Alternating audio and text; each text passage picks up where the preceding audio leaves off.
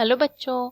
तो चलिए प्रश्न देखते हैं और प्रश्न है नाइट्रोजन की आयनन एंथैल्पी ऑक्सीजन की तुलना में अधिक होती है, इसका कारण क्या है। ठीक है, पहला विकल्प है अर्ध भरे ऑर्बिटल्स का अतिरिक्त स्थायित्व, दूसरा है ऊर्जा स्तरों की अधिक संख्या, तीसरा है संयोजी इलेक्ट्रॉनों की कम संख्या, चौथा विकल्प है छोटा आकार।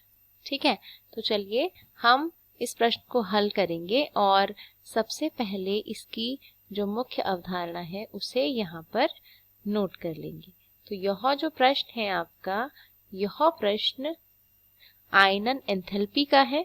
तो हम यहाँ पर नोट कर सकते हैं मुख्य अवधारणा जो कि है आयनन एंथैल्पी।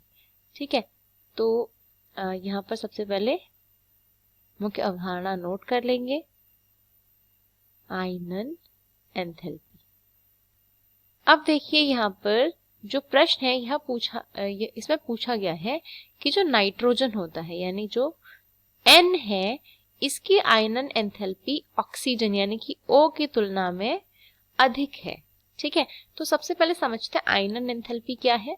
तो आयनन एंथैल्पी है किसी भी तत्व के सबसे बाहरी कोश में से एक इलेक्ट्रॉन निकालने में, ठीक है, एक इलेक्ट्रॉन अगर हमें बाहर निकालने में जो भी ऊर्जा देनी पड़ती है, ठीक है, उसे ही हम क्या कहते हैं, आयनन ऊर्जा या आयनन एंथैल्पी कहते हैं। ठीक है, एक इलेक्ट्रॉन निकालने में दी गई ऊर्जा। ठीक है, तो नाइट्रोजन में से एक इलेक्ट्रॉन निकालने में जो ऊर्जा दी जाती है और ऑक्सीजन में से एक इलेक्ट्रॉन निकालने में जो ऊर्जा दी जाती है, उसमें से नाइट्रोजन को दी गई आयनन एंथैल्पी का मान ज्यादा है। ठीक है, ऐसा यह प्रश्न कहता है, तो इसका कारण हमें बताना है। ठीक है, तो सबसे पहले तो हम इन दोनों का यहाँ पर इलेक्ट्रॉनिक विन्यास लिख लेंगे। ठीक है, क्योंकि इलेक्ट्रॉनिक विन्यास से यह प्रश्न आसानी से सॉल्व हो जाएगा। तो नाइट्रोजन का होगा 1s2 2s2 2p3 और ऑक्सीजन का होगा 1s2 2s2 2p4।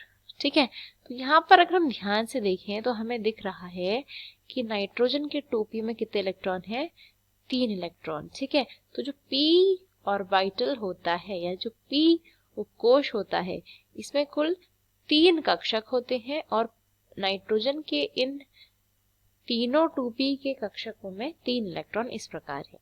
जबकि ऑक्सीजन की अगर बात करें तो इसके 2p में इस प्रकार 4 इलेक्ट्रॉन है। ठीक है, तो नाइट्रोजन में हमें दिख रहा है कि 3 इलेक्ट्रॉन है और तीनों क्या है, हमारे सिंगल सिंगल सिंगल यानी कि अयुग्मित इलेक्ट्रॉन है। ठीक है, तो हमें यह भी पता है कि जो सिंगल सिंगल इलेक्ट्रॉन्स होते हैं यानी कि जो हाफ फिल्ड अर्ध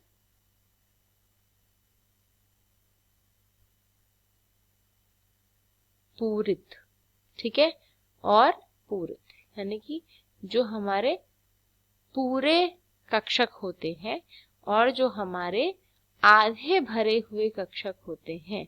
ठीक है, ये दोनों ही प्रकार के जो कक्षक हैं ये क्या होते हैं, अधिक स्थायी होते हैं। ठीक है, यानी ऐसे कक्षक जो कि आधे भरे हैं और ऐसे कक्षक जो पूरे भरे हैं वो अधिक स्थायी होते हैं बाकी कक्षकों की तुलना में। तो यहाँ पर हमें दिख रहा है कि नाइट्रोजन में क्या है, 2p में 3 इलेक्ट्रॉन है और 2p में कुल 6 इलेक्ट्रॉन आ सकते हैं यानी कि यह आधा भरा हुआ है।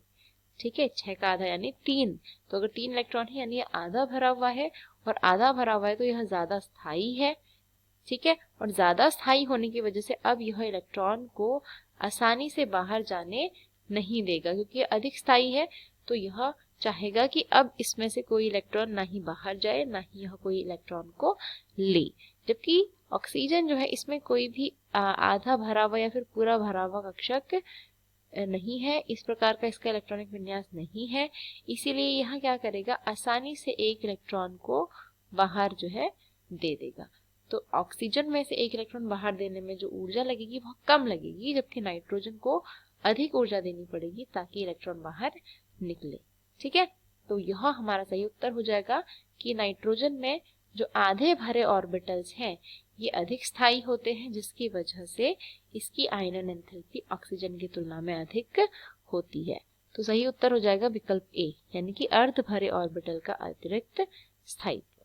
बाकी जो विकल्प है, विकल्प बी ऊर्जा स्तरों की अधिक संख्या, विकल्प सी संयोजी इलेक्ट्रॉनों की कम संख्या और विकल्प डी छोटा आकार, ये सभी गलत हो जाएंगे। ठीक है, तो जो आपका उत्तर होगा वो होगा विकल्प संख्या ए। तो यहाँ पर मैं आपका उत्तर लिख देती हूँ जो कि है विकल्प नंबर ए, बाकी के विकल्प गलत है। ठीक है, तो मैं आशा करती हूँ आपको उत्तर समझ में आया होगा। धन्यवाद।